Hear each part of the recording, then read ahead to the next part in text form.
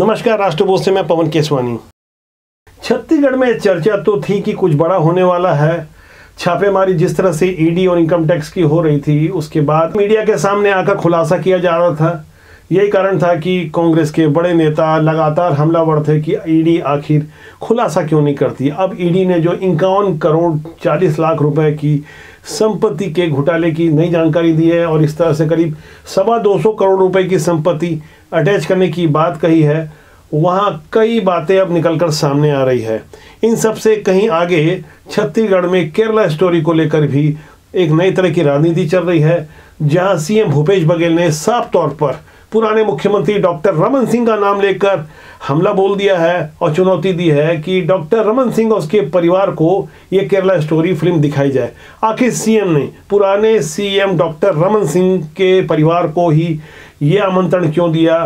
दरअसल मौका था सरोज पांडे का, जब उन्होंने लव जिहाद पर बनी फिल्म केरला स्टोरी को टैक्स फ्री करने की मांग की और हवाला दिया कि छत्तीसगढ़ में भी ऐसा ही कुछ लव जिहाद हो रहा है। और इसी लव जिहाद के विषय पर एक कदम आगे बढ़कर सीएम भूपेश बघेल ने अपना अंदाज कुछ इस तरह से प्रकट किया। स्टोरी देखने के लिए आई हुई हूँ अपने समर्थकों के साथ में। द केरल स्टोरी में बहुत अच्छे तरीके से विषयों को रखा गया है। मैं इसे पूरे छत्तीसगढ़ प्रदेश में भी अन्य जगहों पर भी इसे दिखाने का प्रयास करूंगी। छत्तीसगढ़ के मुख्यमंत्री को मैं कहना चाहती हूं कि इस फिल्म को उन्हें टैक्स फ्री करना चाहिए, क्योंकि इसमें जिन विषयों को दिखाया गया है छत्तीसगढ़ में वो विषय लगातार हो रहे हैं, चाहे धर्मांतरण का विषय हो, लव जिहाद का विषय हो।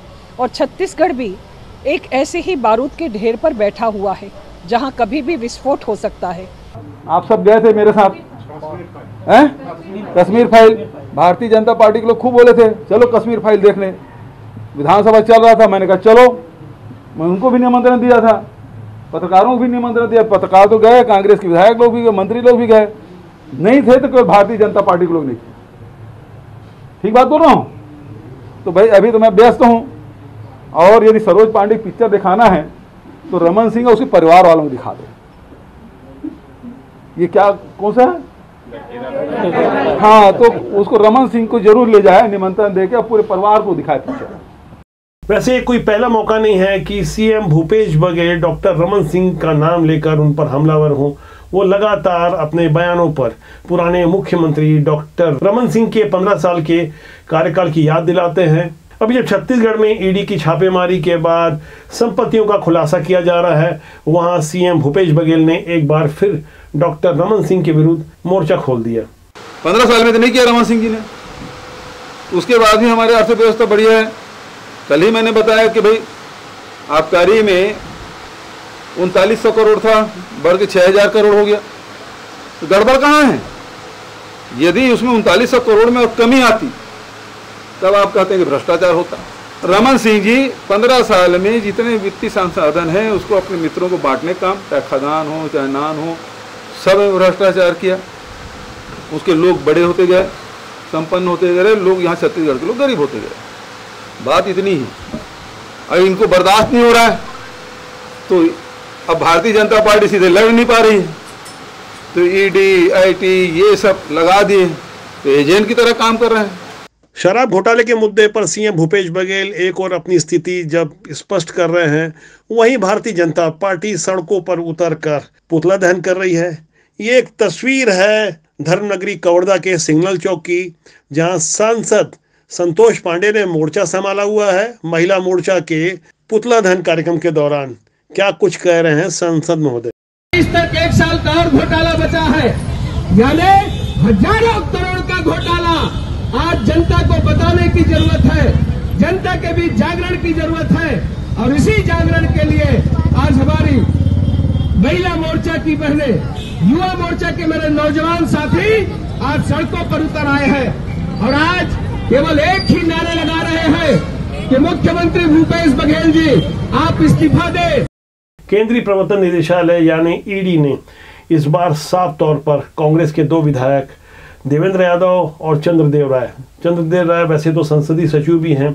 इनके अलावा आईएएस रानू साहू और कोयला कारोबारी सूर्यकांत तिवारी के अलावा कई लोगों की संपत्ति की जानकारी दी है, जिसमें करोड़ों की नकदी और अनेक संपत्तियों का उल्लेख है। संख्या बताई गई कि 90 संपत्तियां अटैच की गई है। ये संपत्तियां कौन सी है, कहां है, किन किन की कितनी संपत्तियां हैं, इसे ही सीएम भूपेश बघेल लगातार चुनौती दे रहे हैं। जैसे ईडी का ट्वीट आया और देवेंद्र यादव ने फौरन पत्रकार वार्ता ली। जब वो मीडिया से बात कर रहे थे, जाहिर तौर पर कुछ परेशान लग रहे थे। उनका परेशान होना भी लाजमी है। उनके समर्थक भी कहाँ चुप बैठने वाले थे। दुर्ग लोकसभा के सांसद विजय बघेल के घर के बाहर एनएसयूआई के कुछ कार्यकर्ताओं ने बिना सूचना के हंगामा खड़ा कर दिया और उसके बाद पलटवार भी हुआ। युवा मोर्चा के कार्यकर्ता रात होते होते तक एडिशनल एसपी भिलाई के कार्यालय पहुंच गए और उन्होंने वहां जिस ढंग से अपनी बातें रखी उसे देखकर लगा कि आने वाले दिनों में छत्तीसगढ़ में न केवल शराब घोटाला, कोयला घोटाला, बल्कि कुछ और बड़े मामलों को लेकर राजनीति अभी तेज होने वाली है। हमारे पास जो पहले ही ढेर सारे इनपुट आ रहे हैं उसमें धान और रेत के मुद्दे पर भारतीय जनता पार्टी संजीदा नजर आ रही है। दूसरी तरफ कुछ अहम सबूतों के खुलासा करने की बात सामने आ रही है। अभी तक कोई आधिकारिक जानकारी सामने नहीं आई है, लेकिन हमारे जो सूत्र बता रहे हैं उनके अनुसार जून का महीना छत्तीसगढ़ में आंदोलन का होने वाला है और एक नई रणनीति के साथ, जहां भारतीय जनता पार्टी अपने कोर कमेटी के सदस्यों को भी बदलने जा रही है और जो नए चेहरों पर काम हो रहा था भारतीय जनता पार्टी में, उस पर होमवर्क काफी तेज कर दिया गया है और पुराने छत्रपों को जिस ढंग से बार बार समझाया जा रहा है कि उनके इंटरफेरेंस के कारण भारतीय जनता पार्टी की छत्तीसगढ़ में मौजूदा स्थिति कमजोर पड़ती जा रही है। शायद यही कारण रहा होगा कि सीएम भूपेश बघेल बार बार डॉक्टर रमन सिंह पर हमला बोलते हैं और भारतीय जनता पार्टी यहीं छत्तीसगढ़ में असहज हो जाती है। दरअसल पुराने सीएम अपना अधिकार नहीं छोड़ना चाहते और भारतीय जनता पार्टी का मौजूदा संगठन उन्हें साथ लेकर चलना नहीं चाहता। शायद ही कारण रहा होगा कि बीरनपुर में जहां भारतीय जनता पार्टी के प्रदेश अध्यक्ष अरुण साव को लाख कोशिशों के बावजूद, जबकि वो सांसद हैं, उन्हें नहीं जाने दिया गया, जबकि डॉक्टर रमन सिंह अपने साथियों के साथ आसानी से वहां पहुंच गए जहां अरुण साव जाना चाहते थे। दरअसल ये जिस तरह का भाजपा के अंदर कोल्ड वॉर नजर आ रहा है, इसे जल्दी थामने की कोशिश हो रही है। रणनीतिकार इसे लेकर कुछ पशुपेश में है और वहां एक लक्ष्मण रेखा तय की जा रही है। उसके बाद शायद हालात ऐसे नहीं होंगे। दूसरी तरफ छत्तीसगढ़ में भी कुमारी शैलजा, जो छत्तीसगढ़ कांग्रेस की प्रभारी है, वो एक बड़ी बैठक लेकर सीएम की मौजूदगी में, तमाम मंत्रियों की मौजूदगी में, तमाम छोटे बड़े नेताओं के बीच में जहां असमंजस की स्थिति थामने की कोशिश हो रही है। एक तरफ जहां आवाज उठती है कि प्रदेश कांग्रेस अध्यक्ष मोहन मरकाम, मंत्री टीएस सिंहदेव और कोरबा के जय सिंह अग्रवाल मौजूदा सरकार की लाइन से अलग जाकर बैटिंग कर रहे हैं और जिस तरह से वे आक्रामक तेवर प्रस्तुत कर रहे हैं उसे कहीं ना कहीं तालमेल में कमी नजर आती है। इसे ही थामने की कवायद हो रही है और आगे की क्या रणनीति होगी, इस पर अंदर खाने की कुछ बातें हम तक जो आ रही है। वहां इतना तो तय है कि आने वाले समय में सीएम भूपेश बघेल ही चेहरा होंगे और कांग्रेस की ओर से भाजपा के आक्रमण का जवाब आक्रमण से देने की रणनीति पर काम हो रहा है। लेकिन यह समझने वाली बात यह होगी कि जब नए मुद्दे सामने आएंगे तो उनका सामना किस तरह से होगा। जबकि इन घोटालों के आरोपों से कहीं अलग